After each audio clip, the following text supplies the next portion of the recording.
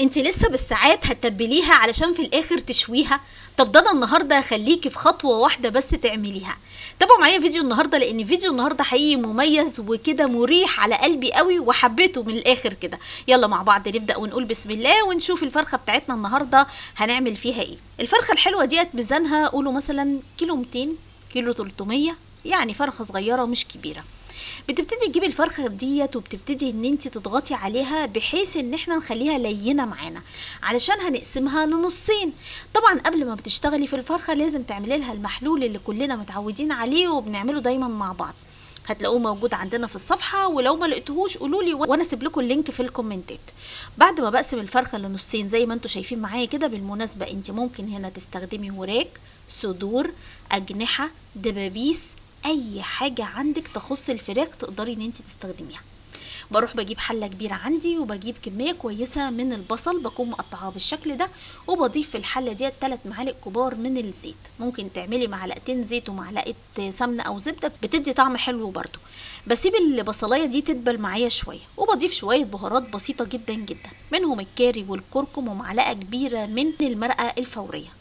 بضيف عليهم فلفل اسود وكمان بضيف عليهم 3 فصوص توم مهروسين. بقلب التومه لحد لما اشم ريحه تحميصه التومه معايا، انا مش عايزاها تاخد لون خالص خلي بالك. وبضيف عليهم ميه، يعني قولوا مثلا 3 كوبايات حلوين كده من الميه، وبسيب البصلايه تستوي براحتها. اول لما البصله بتستوي بضيف عليهم شويه المكونات بتاعتنا، منهم اللومي ورق الغار والحبهان وفلفلايه تكون سبايسي كده بتدي طعم حلو قوي.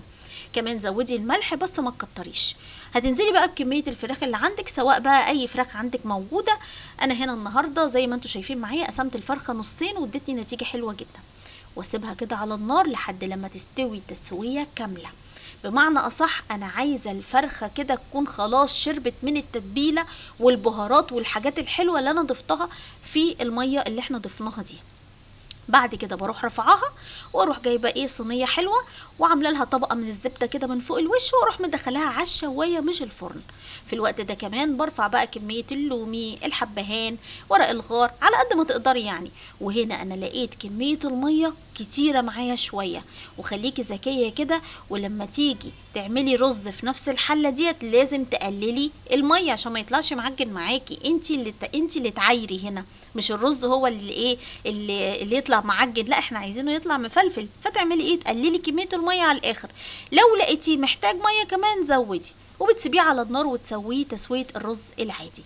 عايزه اقول لكم ان دي من افضل واسرع الطرق اللي ممكن تعملوها في حياتكم. طب يا نشوى ينفع نعمل بدل الرز البسمتي رز مصري؟ ينفع تعملي رز مصري بس اظبطي الميه. في الوقت ده كمان بحضر تتبيله حلوه جدا عباره عن معلقه كبيره من هريسه الفلفل الاخضر، كنا حضرناها قبل كده مع بعض، وكمون وفلفل اسود وملح عليهم شويه ليمون كده حلوين، وعليهم كوبايه من عصير الطماطم الفريش. بقلب تقلبتين لحد لما المكونات دي كلها تمتزج معايا، وده الصوص اللي هناكله جنب وصفتنا النهارده.